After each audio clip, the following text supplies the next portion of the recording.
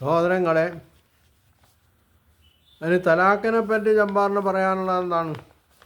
ലിഹാറിന് പകരം തലാഖ് കൊണ്ടുവരാൻ ഇസ്ലാം ചെയ്തിട്ടുള്ളത് എന്ന് പറഞ്ഞിട്ടാണ് ജബ്ബാർ അതിനെ അവഹേളിക്കുന്നത്. എന്നിട്ട് മൂപ്പരുടെ പ്രയോഗം എന്താണ്? തലാഖ് തലാഖ് എന്ന് 3 പ്രാവശ്യം തുപ്പിയാൽ മക്കളെ പ്രസവിച്ച സ്ത്രീയുമായിട്ട് ഒരു ബന്ധവുമില്ല എന്ന നിലയിലാണ്. ഉമ്മയെപ്പോലെയാണ് എന്ന് പറഞ്ഞാൽ പ്രസവിച്ച ഉമ്മയെപ്പോലെയാണ് ഭാര്യ എന്ന് അവർ വിശ്വസിച്ചിരുന്നു എന്ന് ഖുർആൻ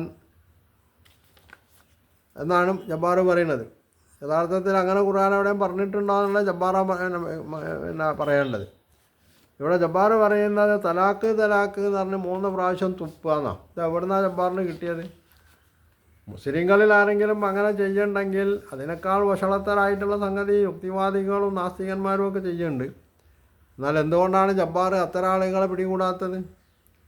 ഒരു നിയമത്തെ ദുരുപയോഗം ചെയ്യുന്നതും നിയമമായിട്ട് അംഗീകരിച്ചുകൊണ്ട് അത് ശരിയായ രീതിയിൽ നടപ്പിൽ വരുത്തുന്നത് ഒരുപോലെയാണോ? എവിടെയാണ് വിശുദ്ധ ഖുർആൻ തലാഖ് തലാഖ് എന്ന് പറഞ്ഞിട്ട് തുപ്പാൻ പറഞ്ഞിട്ടുള്ളത്? എന്ന് മാത്രമല്ല, തലാഖിനെ സംബന്ധിച്ചുള്ള ഖുർആനിൻ്റെ വിശദീകരണം തന്നെ എന്താ?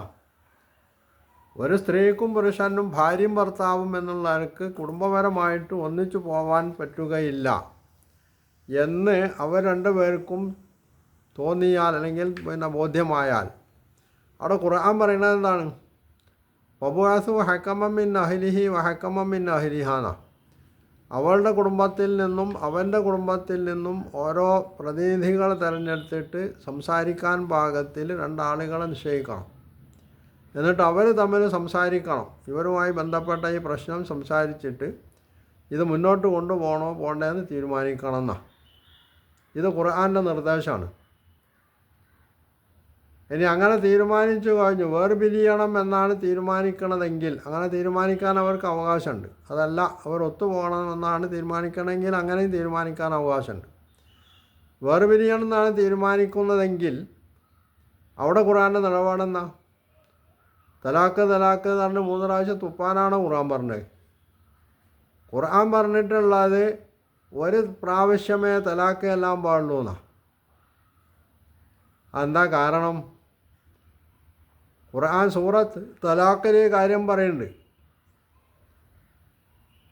എന്താ കാരണം?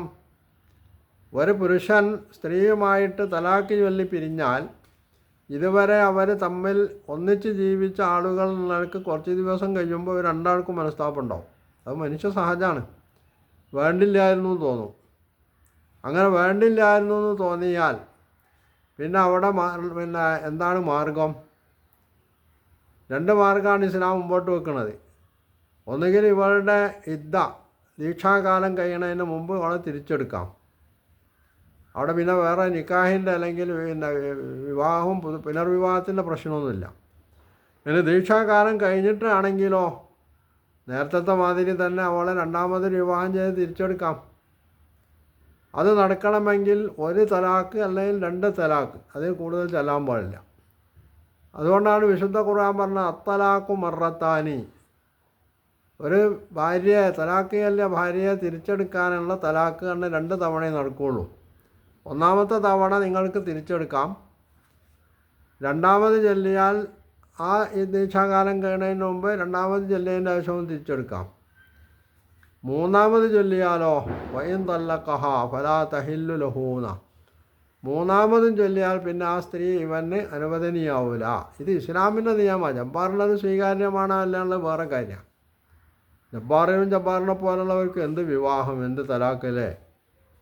അവർക്ക് മൂര്യൾ വേണ മാതിരി മേയാനുള്ള സ്വാതന്ത്ര്യമാണ് അവർക്ക് വേണ്ടത്. അതിനു വേണ്ടിയാണ് അവർ ഈ കളിയൊക്കെ കളിക്കുന്നത്. അപ്പോൾ അവർക്ക് തലാഖ്, വിവാഹം, നിക്കാഹ് എന്ന് പറഞ്ഞ സംഗതിയൊന്നുമില്ല. കാരണം അവരൊരു നിയമത്തിനും വിധേയരാവുന്ന ആളുകളുമല്ല, ഒരു മതത്തിലും വിശ്വാസമല്ല, അവർ നിയമത്തെ അംഗീകരിക്കേണ്ടതില്ല എന്നുള്ള കാഴ്ചപ്പാടാണ്. അതുകൊണ്ട് എങ്ങനെയും ആവാം. എന്നാൽ അത് ഇസ്ലാം അംഗീകരിച്ചു തരുവാനുള്ളതാണ് ഒരു വസ്തുത. അതുമാത്രമല്ല, തലാഖ് ചൊല്ലുന്ന പുരുഷനോട് സ്ത്രീയെ തലാഖ് ചൊല്ലുമ്പോൾ അവിടെ ഖുർആൻ പറഞ്ഞിട്ടുള്ളത് എന്താണ്? ഫൈൻ തല്ലഖ്തുമൂഹുന്ന ഫലൈൻ തല്ലഖ്തുമുൻ നിസാഅ ഫബലഗന അജലഹുന്ന ഫംസികൂഹുന്ന ബിമാറൂഫിൻ ഔ സരിഹൂഹുന്ന ബിമാറൂഫിന. സൂറത്ത് ബഖറയിലാണിതുള്ളത്. നിങ്ങൾ സ്ത്രീകളെ വിവാഹമോചനം ചെയ്തു, എന്നിട്ട് അവരുടെ ദീക്ഷാകാലം കഴിഞ്ഞു. ഫൈൻ തല്ലഖ്തുമുൻ നിസാഅ ഫബലഗന അജലഹുന്ന, എങ്കിൽ നിങ്ങൾക്ക് ഒന്നുകിൽ അവരെ നിങ്ങളുടെ ഭാര്യമാരായിട്ട് നിലനിർത്താം അതിൻ്റെ മാർഗം സ്വീകരിച്ചുകൊണ്ട്, അല്ലെങ്കിൽ ഔ സരിഹൂഹുന്ന, അവരെ നിങ്ങൾക്ക് വിവാഹബന്ധത്തിൽ നിന്ന് മോചിപ്പിക്കാം. പക്ഷെ അങ്ങനെ തലാക്ക് അവരെ തിരിച്ചെടുക്കുകയാണെങ്കിലും ഒഴിവാക്കുകയാണെങ്കിലും എന്ത് ചെയ്യണം?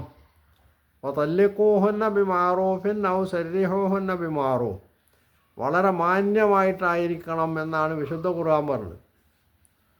എന്ന് പറഞ്ഞാൽ ഇവർ രണ്ടുപേരും ഇത്രയും കാലം ഭാര്യയും ഭർത്താവുമായി ജീവിച്ചു, എന്തോ കാരണത്താൽ അവരിപ്പോൾ വേർപിരിയേണ്ടി വരുന്നു. ആ വേർപിരിയൽ ഇനി തിരിച്ചു വരേണ്ടതില്ല, അത് തുടർന്ന് പോയിക്കൊള്ളട്ടെ എന്നാണ് തീരുമാനിക്കണമെങ്കിൽ പോലും ഇവർ മനുഷ്യർ എന്നുള്ളവർക്ക് പരസ്പരം ഇനിയും മാനുഷികമായിട്ടുള്ള ബന്ധം പുലർത്താവുന്ന വിധത്തിൽ, അല്ലെങ്കിൽ അതിനേക്കാൾ ഉപരി തൻ്റെ കൂടെ ഇതുവരെ ജീവിച്ച ഒരു സ്ത്രീ എന്നുള്ളവർക്ക് അവൾക്കെന്തെങ്കിലും പാരിതോഷികങ്ങൾ, സമ്മാനങ്ങൾ കൊടുത്തുകൊണ്ട് വേണം അവളെ പിരിച്ചയക്കാമെന്നാണ് വിശുദ്ധ ഖുർആൻ പറഞ്ഞത്. ഇതാണ് ഇസ്ലാമിലെ തലാക്ക് കാരണം. ഇവിടെ ആളുകൾ എന്തെങ്കിലും ചെയ്യുന്നതിന് ഇസ്ലാമല്ല ഉത്തരവാദി, അതിന് ഉത്തരവാദികൾ അവരാ. ഇപ്പം ലോകത്തുള്ള ഏത് നിയമമാണ് ലംഘിക്കപ്പെടാത്തത്? അതിൻ്റെ അർത്ഥം ആ നിയമങ്ങളൊക്കെ തെറ്റായിരുന്നു എന്നാണ്. അങ്ങനെ ബുദ്ധിയും വിവേകവും യുക്തിയുള്ള ഏതെങ്കിലും മനുഷ്യൻ പറയുമോ? പറഞ്ഞപ്പോലുള്ള യുക്തിവാദികൾ പറഞ്ഞേക്കാം, അത് വേറെ കാര്യം. മാന്യതയുള്ള, യുക്തിബോധമുള്ള, വിവേകശാലികളായിട്ടുള്ള, മാനുഷികതയുള്ള ഒരു മനുഷ്യനും പറയില്ല ഇങ്ങനെയുള്ള ആളുകളുടെ ഈ നിയമലംഘനത്തിൻ്റെ പേരിൽ ആ നിയമങ്ങളൊക്കെ അസാധുവാണ്, അല്ലെങ്കിൽ അതൊക്കെ തള്ളപ്പെടേണ്ടതാണ്. നിയമത്തെ അനുസരിക്കുന്ന ആളുകളാണ് നിയമത്തിൻ്റെ പരിധിയിൽ നിന്നുകൊണ്ട് പ്രവർത്തിക്കുക. അതല്ലാത്തവർക്ക് അവരുടെ ജീവിതം കുത്തഴിഞ്ഞതായി വരും. അവർ നിയമങ്ങളെയൊക്കെ ലംഘിച്ചുകൊണ്ട് മുമ്പോട്ട് പോകും. അതിന് നിയമത്തെ അല്ല തെറി പറയേണ്ടതെന്നുള്ളതാണ് വസ്തുത. അപ്പോൾ ഈ രീതിയിലുള്ള ഇനിയും അങ്ങോട്ട് വേണ്ടി വന്നാൽ വിവാഹബന്ധത്തിലൂടെ അല്ലെങ്കിൽ മാനുഷികമായിട്ടെങ്കിലും ബന്ധപ്പെടാനുള്ള ആ ഒരു സാധ്യത അവിടെ നിലനിർത്തിക്കൊണ്ട് വേണം ഒരു സ്ത്രീയും പുരുഷനും ഭാര്യയും ഭർത്താവും തമ്മിൽ വേർപിരിയുന്നത് എന്നാണ് ഇസ്ലാമിൻ്റെ കാഴ്ചപ്പാട്. ഇത് മാത്രമല്ല, അവിടെ യഥാർത്ഥത്തിൽ നിയമത്തെക്കാൾ പ്രാധാന്യം കൊടുക്കുന്നത് മാനുഷികതക്കാണ്. അതുകൊണ്ടാണ് ഖുർആൻ അവിടെ മാറൂഫ് എന്ന് പ്രയോഗിച്ചിട്ടുള്ളത്. മനുഷ്യർ പൊതുവിൽ ഏത് രാജ്യത്തും ഏത് നാട്ടിലും ഏത് പ്രദേശത്തും അവർ പൊതുവിൽ കൊണ്ടു നടക്കുന്ന ചില മാനുഷികതകളുണ്ടല്ലോ, ആ മാനുഷികതയ്ക്ക് പ്രാധാന്യം കൊടുക്കുന്ന രീതിയിലുള്ള ബന്ധം ഇനിയും അവർക്ക് തുടരാൻ കഴിയേണ്ടതുണ്ട്. അത് തുടരാൻ കഴിയാത്ത വിധത്തിൽ, നിങ്ങൾ ശത്രുക്കളായി മാറുന്ന വിധത്തിൽ നിങ്ങളൊരിക്കലും ബന്ധം വേർപെടുത്താൻ പാടില്ല. ഇതാണ് ഇസ്ലാമിൻ്റെ കാഴ്ചപ്പാട്. അതുകൊണ്ടാണ് ഖുർആൻ ഇവിടെയൊക്കെ തലാഖിൻ്റെ കാര്യമായിരുന്നാലും തിരിച്ചെടുക്കുന്നതിൻ്റെ കാര്യമായിരുന്നാലും അതുപോലെ തന്നെ വിവാഹ ജീവിതം തുടരുന്നതിൻ്റെ കാര്യമായിരുന്നാലും ഇവിടെയൊക്കെ ഖുർആൻ ബി മാറൂഫ്, മാന്യമായി എന്ന് പറഞ്ഞിട്ടുള്ളത്. ഈ മാന്യത വിടാന്നുള്ളത് അത് യഥാർത്ഥത്തിൽ ഇസ്ലാമിൻ്റെ രീതിയല്ല, ഇസ്ലാമിക വിരുദ്ധമായിട്ടുള്ള സമീപനമാണ്. അപ്പോൾ തലാഖ് എന്ന് പറയുന്നത് ജബ്ബാർ പറയുന്ന മാതിരിയുള്ളൊരു ഏർപ്പാടല്ല. അതുപോലെ തന്നെ ലിഹാർ എന്ന് പറയുന്നതും ജബ്ബാർ പറയുന്നത് പോലുള്ളൊരു ഏർപ്പാടല്ല എന്നുള്ളതാണ്.